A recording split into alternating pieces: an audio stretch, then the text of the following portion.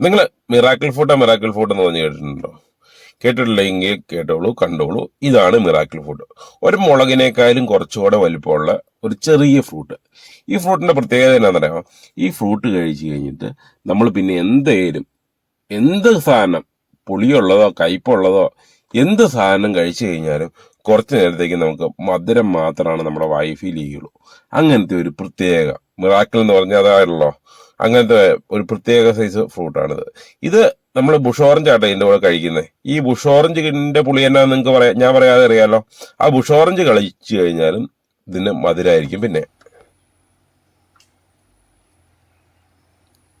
മധുരാണോ? എന്റെ തന്നെ അതെയോ? ശരിക്കും അല്ലെങ്കിൽ എന്ത് പുളിയാ ഇതിന്?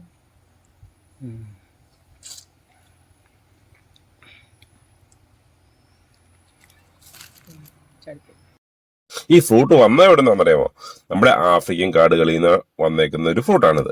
ഈ ചെടിയുടെ ഒരു പ്രത്യേകത എന്താണെന്ന് പറഞ്ഞാൽ കുറ്റിച്ചെടി പോലെ നമുക്ക് വളർത്താം. അതായത് നമുക്ക് ഇത് ഇപ്പം നമ്മുടെ വീട്ടില് ചെടി നിൽക്കുന്നതെന്ന് പറഞ്ഞിട്ടുണ്ടെങ്കിൽ ഒരു വീടിന്റെ ഫ്രണ്ടിൽ തന്നെ ഒരു മാവിന്റെ ചുവട്ടിലാണ് നിൽക്കുന്നത്. അത് നമ്മൾ 2 തട്ടായിട്ട് നമ്മൾ വെട്ടി നിർത്തിയേക്കുവാണ്. അപ്പൊ നമുക്ക് കാണാനും ഈ ചെടി ഉണ്ടെങ്കിൽ നമുക്ക് കാണാനും നല്ല ഭംഗിയാണ്.